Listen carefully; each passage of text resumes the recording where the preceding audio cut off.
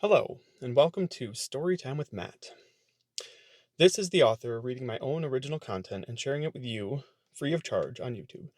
I am going to ask that you immediately lower your expectations of this work. You get what you pay for. What I'm posting is a working draft, not a final product.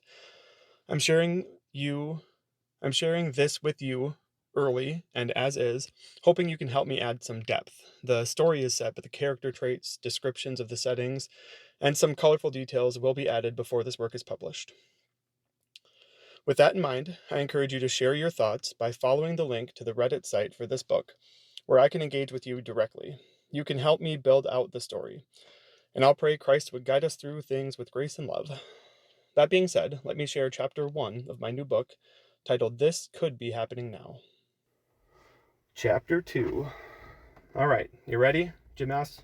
Oh my gosh, yes. Please release me from this torture. I swear, if I have to comb through one more government document trying to find where I missed a single tiny box about something completely irrelevant, I will throw this laptop into the wall and let the captain take the cost out of my next check.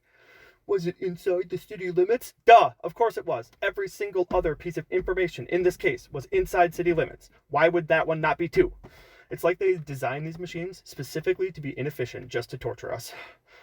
Nathan sat in his chair, almost panting, while Jim looked on from the doorway, waiting for the tirade to end. Silence hung for a moment. Oh, are you done? Well then, Jim said, tell me how you really feel. My rate is 200 per hour, and I require you bring one plain glazed twist donut to each session. Nathan laughed and settled into his desk chair as Jim closed the door to the room and took a seat. They don't want to press charges. What? Nathan almost yelled out. He put his hand over his mouth and then continued in a quieter voice. What? Jim had a small smile as he opened the file. Just listen to Vicky's account. I'm going to just quote her directly. You ready? Jim cleared his throat dramatically before saying, Vicky's quote. He was just so nice. He seemed genuinely surprised and like he really didn't want us there. He didn't tie us up. He had us tie each other. He said he had a gun, but I don't know, maybe not. I never saw one. And once we were secured, he offered us each a drink of water. Then he apologized as he put duct tape on our mouths. He said it wouldn't be long, and then he'd let us go. He really, really didn't seem like he wanted to hurt us. And he didn't take anything, at least not that we could find. He did something on my computer, but I have no idea what. We usually have it off, and it was on when we went through the house. So he did something, but I couldn't tell you what. But no, we do not want to press charges at this time. I pray that him being here will be punishment enough. He seems young and confused, and I don't want to make this into anything bigger than it is. A desperate kid looking for some money, maybe, and that's it. Jim looked up at Nathan, who stared back in shock. But, Nathan stammered.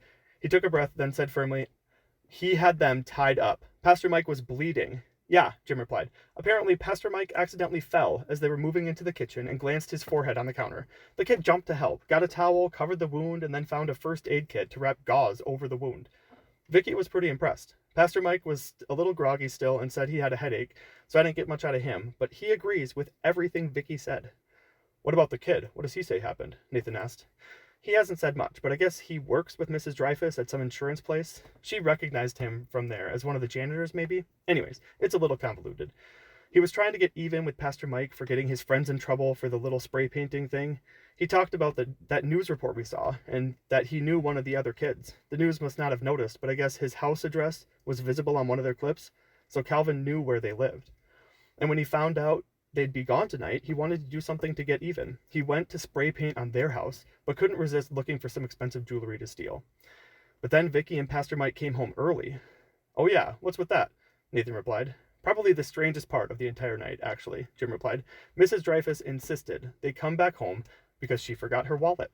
They even stopped at an Arby's parking lot to get out and look for it, and were not able to find it. So they came back to grab it and found Calvin in their house. Ha! Nathan laughed. Really? Well, isn't that interesting? Yeah, pretty crazy. What a coincidence, Jim replied. Nah, there's no coincidence, Nathan replied.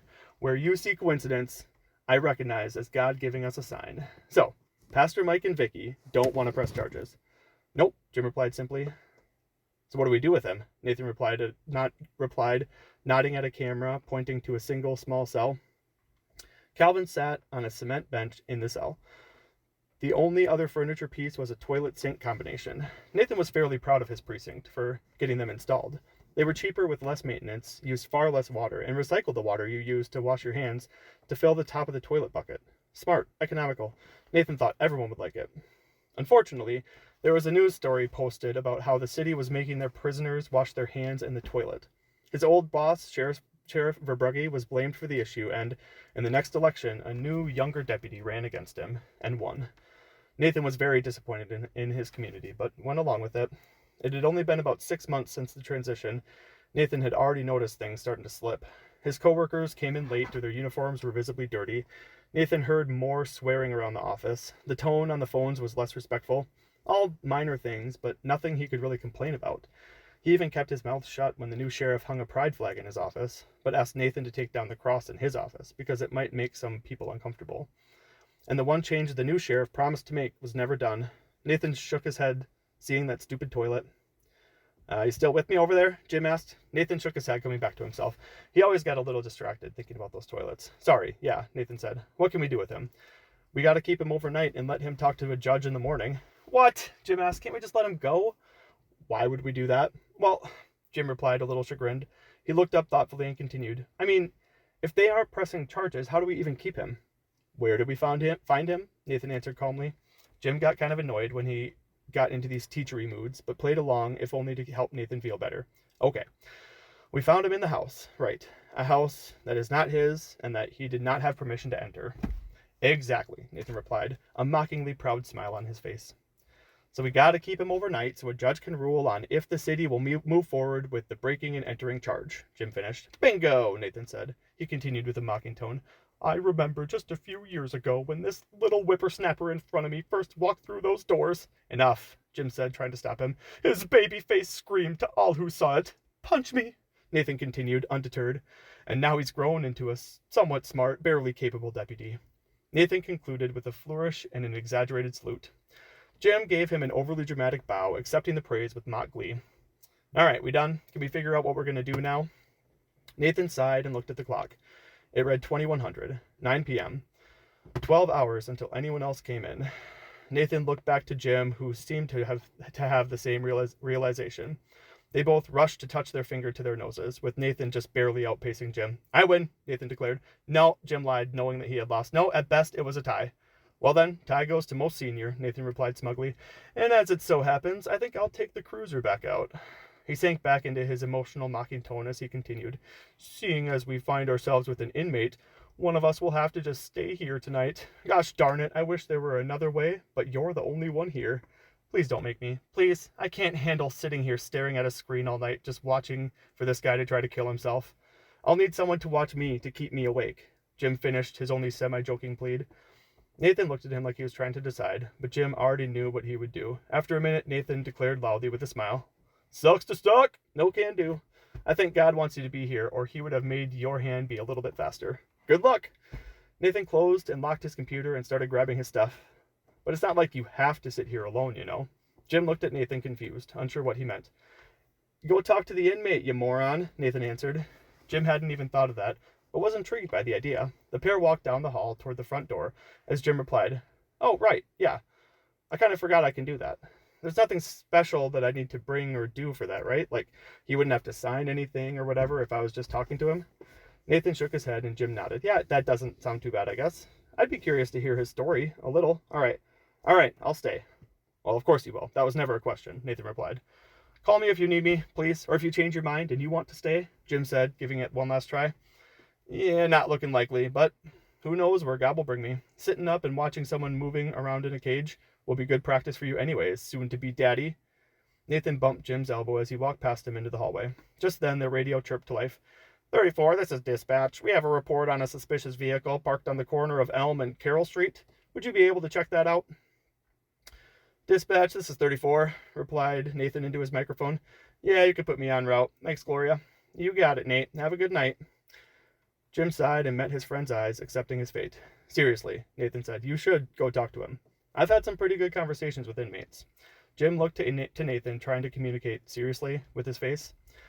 Nathan continued, Well, at least twice. Both times were very good. We talked gospel, Christ, living in a fallen world, and fallen bodies. There were some deep, interesting conversations. Definitely better than staring at your phone all night. Jim had to agree with him there. All right. I think I'll give it a try. Do it for me, please. Nathan gave Jim some mock doe eyes. He was almost at the door as he turned to say, just don't let him out of his cell. Jim laughed at the joke as the door closed. He turned the lock and spun around, surveying the empty station. Silence rang out around him and made him a little uncomfortable.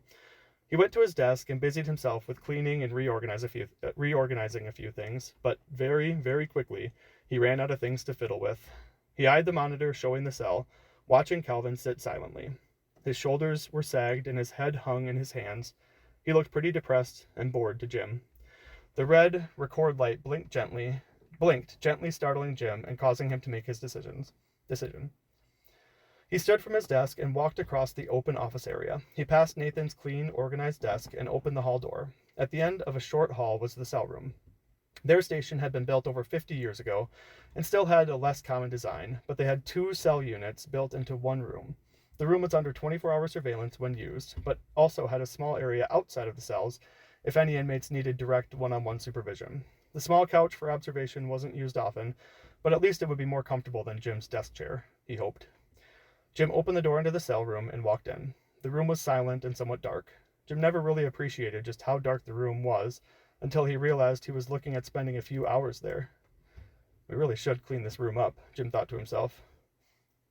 You really should clean this room up, Calvin said. Jim was shocked and then laughed. I literally was just thinking that, Jim said. He felt his guard dropping at the young man's gentle voice. Hope you don't mind some company, Jim said hesitantly. No, of course not, Calvin replied quickly. Not at all, but I do need to tell you, I lied about one thing. What's that? Jim asked. My name's not really Calvin. It's Tyler, he said with a sigh. Jim chuckled and said, Well then. Nice to meet you, Tyler. Likewise, Tyler replied from behind bars. So what do you want to talk about? End of chapter 2.